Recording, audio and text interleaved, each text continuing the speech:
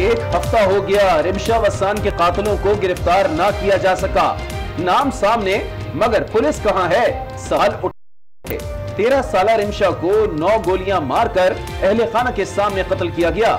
मुबैना तौर पर मंजूर वसान के भांजे जुल्फिकार वसान पर इल्जाम। मुकदमा दर्ज लेकिन कोई कार्रवाई ना हो सकी। खैरपुर में रिमशा के कत्ल की गूंज सिंध असेंबली के ऐवान में भी सुनाई दी। कातिलों की गिरफ्तारी के लिए पीटीआई ने करारदाद जमा करा दी। केस इंसदादे दहशतगर्दी अदालत में चलाने का मुतालबा। अलीम आदिल शेख कहते हैं, ख्वाब देखने वाले मंजूर वसान बताएं रिमशा के कातिल कब पकड़े जाएंगे। रिमशा को इंसाफ मिलने तक हाउस नहीं चलने देंगे। दुआ भुट्टो का रद्द अमल। वसान साहब एक ख्वाब देख लें कि जिसमें रिमशा वसान के कातिल पकड़े गए। वसान साहब एक ख्वाब आप भी देख लें, उसकी ताबीर बताइए कि जुल्फिकार वसान कब पकड़ा जाएगा। जब तक इस रिमशा को इंसाफ नहीं मिलेगा, इस 13 साल की बच्ची को इंसाफ नहीं मिलेगा, हम ये इजलास नहीं चलने देंगे। रिमशा के कातिलों को कैफरे किरदार तक पहुंचाने के लिए वजीर आला सिंध पुरअज़्म एसएसपी खैरपुर को फोन। केस की पेशरफ्त से आगाह करने की हिदायत। कहा, वाकया नाकाबिले बर्दाश्त है, कातिलों को जल्द गिरफ्तार किया जाए। मामला ऐवान में उठाएंगे। सईद गनी का रद्द अमल। रिमशा कत्ल केस से कोई ताल्लुक नहीं। मंजूर वसान के भतीजे मुनव्वर वसान भी बोल पड़े। कहा, मुखालिफिन सियासत चमकाने के लिए इल्जामात लगा रहे हैं। कातिलों को सजा मिलनी चाहिए। किसी भी मुजरिम की पुष्ट पनाही नहीं करेंगे। मंजूर वसान को बार बार बातें कर रहे थे। मंजूर वसान हजारों घर पालने वाला है, वो गरीबों को साथ देने वाला है, वो खुदा की कसम हमें भी लड़ता है, किसी से भी नहीं लड़ो, वो ऐसे बंदा ही नहीं है। उसके लिए कह रहे हैं वो मंजूर वसान की साजिश है। मंजूर वसान को पता, मैं कसम खाए कर उसको पता भी नहीं है। सानह साहिवाल की तहकीकात जारी। सीटीडी के डीवीआर और पुलिस के वायरलेस पैगामात की रिकॉर्डिंग कब्जे में ले ली गई। सेफ सिटी फुटेजेस और दीगर डिजिटल शवाहिद फॉरेंसिक लैब भिजवा दिए गए। तफ्तीश के तमाम मराहिल मुकम्मल करना जरूरी है। डीआईजी ऑपरेशंस पंजाब की मीडिया को ब्रीफिंग।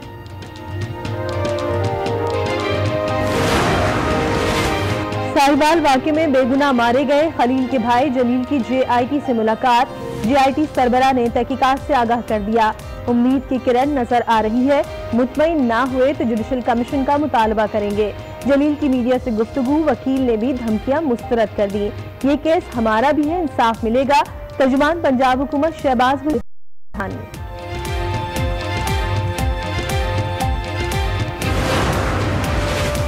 सानह साहिवाल के लिए जुडिशियल इंक्वायरी की दरखास्त की लाहौर हाई कोर्ट में समाअत। कोई तो अफसर होगा जिसने ऑपरेशन का हुक्म दिया। Chief justice Lahore high court का इस्तफसार। ऑपरेशन का हुक्म एसपी जवाद कमर ने दिया। सरकारी वकील का जवाब। अदालत ने ऑपरेशन करने वाली टीम की तफसीलात मांग ली। मुद्दई से शहादतें तलब।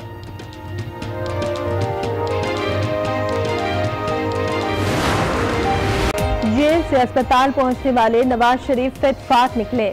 मेडिकल रिपोर्ट एकदम क्लियर। इलाज के लिए बैरून मुल्क जाने की जरूरत नहीं। रिपोर्ट की रोशनी में इलाज में तब्दीली की जाएगी। गुर्दे में पथरी की तस्दीक के लिए कलर अल्ट्रासाउंड होगा। रेडियोलॉजी टेस्ट भी किए जाएंगे। दिल के मुआयने के लिए पंजाब इंस्टीट्यूट ऑफ कार्डियोलॉजी के प्रोफेसर को बुलाने का फैसला।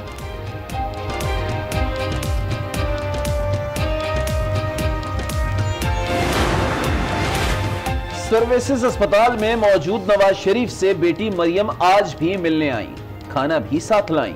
वालिद का हाल पूछा, खाना भी साथ ही खाया। नवाज शरीफ की तबीयत ठीक है, नीयत ठीक नहीं। वो बाहर जाना चाहते हैं। वजीर इत्तलात पंजाब फयाजुल हसन चौहान की मीडिया से गुफ्तगू। बीमारी को ऐलानों का बहाना करार दे दिया। कहा, खाने से मुलाकात तक साबिक वजीर आजम को मुकम्मल सहूलियात दी जा रही हैं। क़यादत से मुताल्लिक हुकूमती वज़रा के बयानात पर पीपल्स पार्टी के जियालों को गुस्सा।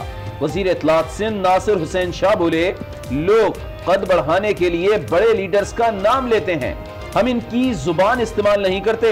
अस्पतालों पर तनकीद के जवाब में फॉरेंसिक ऑडिट की पेशकश कर दी। वज़ीर आज़म ने इस्लामाबाद और फाटा में सेहत कार्ड का इजरा कर दिया। एक शख्स 7,20,000 रुपए तक इलाज करा सकता है।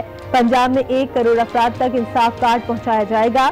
अवामी परेशानी का एहसास है, हर पॉलिसी का मकसद गुर्बत खत्म करना है। इमरान खान का खिताब।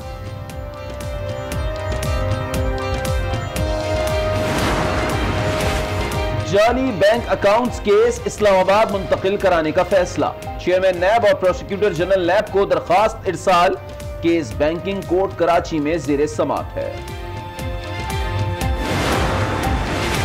Army chief general Qamar Javed Bajwa की जेर सदारत कोर कमांडर्स कॉन्फ्रेंस। मुल्क के अंदरूनी और बैरूनी सिक्योरिटी सूरत हाल का जायजा लिया गया। भारत की जानिब से सरहदी खिलाफ वर्जी और कश्मीर की सूरत हाल पर भी गौर। आर्मी चीफ से अफगान सफीर शकरुल्लाह आतिफ ने भी मुलाकात की।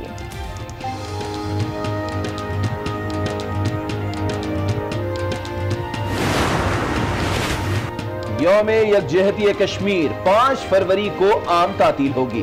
वजारत दाखिला का ऐलान। शुहदा के लिए 1 मिनट की खामोशी इख्तियार की जाएगी। इस्लामाबाद में यकजहती बैनर्स और बिल बोर्ड्स आवेजा। सदर आरिफ अलवी आजाद कश्मीर असेंबली से खिताब करेंगे।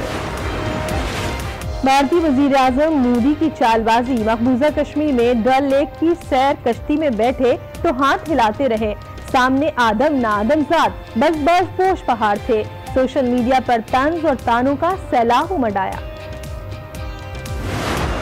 It feels good. It feels good. Peshawar is like a home. It's like a home for me. All the fans are here, and it's good to be there. ज़ुल्मी के कप्तान Darren Sami की पेशावर आमद। ये शहर घर जैसा लगता है, यहाँ की रिवायात देखूंगा। सैमी की मीडिया से गुफ्तगू। गवर्नर हाउस पेशावर में सैमी को पेशावरी चप्पल का तोहफा दिया गया।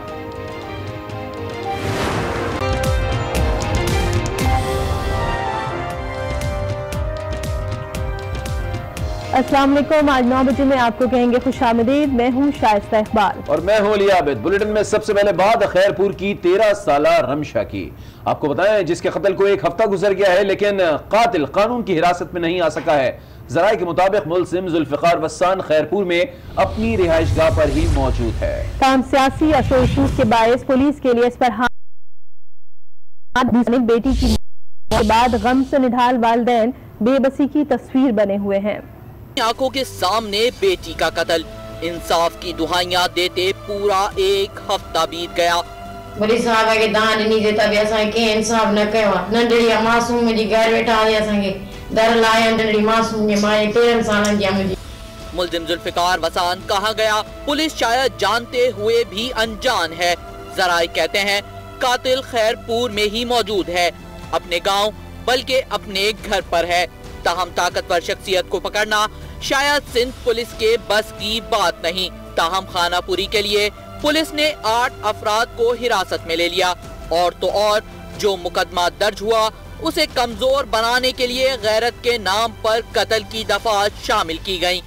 हाँ।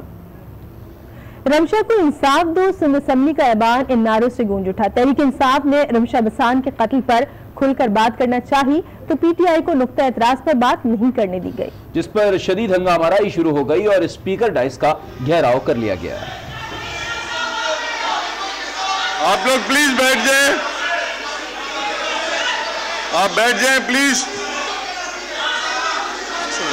Don't point finger at me. Don't shout at me. Don't shout at me. Don't shout at me. No. आप लोगों के बिहेवियर बताता है कि where you come from. Now the House is adjourned to meet again on Thursday, the 7th February 2019 at 2 p.m.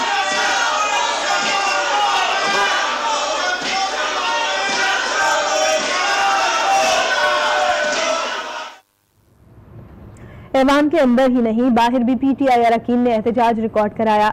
रहनुमा बोले, जब तक बच्ची को इंसाफ नहीं मिल जाता ऐवान की कार्रवाई आगे नहीं बढ़ने देंगे। माँ के सामने किसी बेटी को 9 गोलियां मार देना कितना बड़ा जुल्म। वसानों को ख्वाब पड़े आते हैं। हम बता रहे हैं जब तक रमशा का को इंसाफ नहीं मिलेगा अब उनको सिर्फ डराने ख्वाब आएंगे। जाओ गुस्सा करो उस जुल्फिकार वसान पे, जाके उसको थप्पड़ मारो, उसको पकड़ो। तुम जब इस किस्म का गुस्सा यहाँ करते हो तुम ये साबित कर रहे हो तुम कातिल का साथ दे रहे हो। स्पीकर साहब, कब तक चला लोगे ऐवान इस तरह? रमशा को गोलियां मार दी जाए हाउस एडजर्न करते रहो, जवाब तो तुम्हें अवाम के सामने देना ही होगा।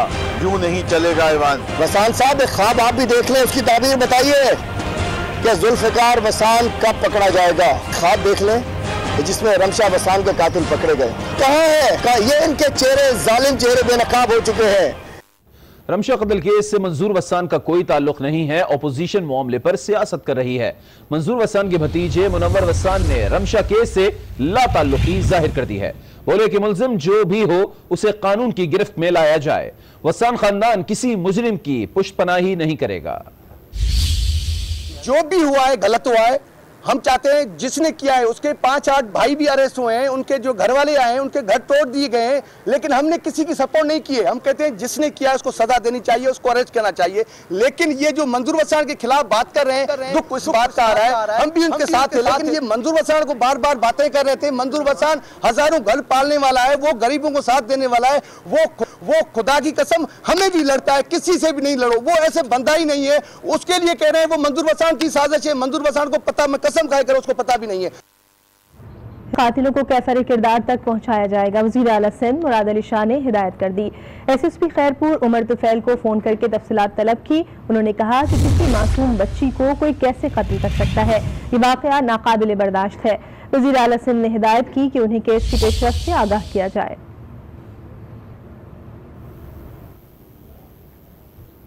ओपोजिशन से लेकर सिंध हुकूमत तक सब कह रहे हैं कि कातिल को सजा दी जाए, लेकिन बासर वडेरों के जेर असर इलाकों में रूपोश मुल्जिमान तक रसाई शायद पुलिस के बस की बात नहीं है। फाटा कौमी धारे में शामिल हो गया, लेकिन सिंध के कई इलाकों पर बासर वडेरों का कानून चलता है। यहां कानून इनके ताबे और पुलिस इनकी बांदी है। कोर्ट डीजी भी ऐसी ही जागीरों में शामिल है, जहां रमशा का मुबैना कातिल जुल्फिकार वसान कई रोज बाद भी पकड़ा ना जा सका। मंजूर वसान के भांजे पर 20 से जायद संगीन केसेस हैं। ये शख्स पुलिस को कत्ल, इक़दाम कत्ल, अगवा बराए तावान और दीगर संगीन जराइम में मतलूब है, लेकिन सरेआम लोगों को कत्ल करने वाला ये इसका अंदाजा इस बात से हो जाता है कि रमशा की लाश को जाए वक़ुआ से उठाने में पुलिस को 6 घंटे लगे, तो कातिल को हथकड़ियां डालने में कितने साल लगेंगे।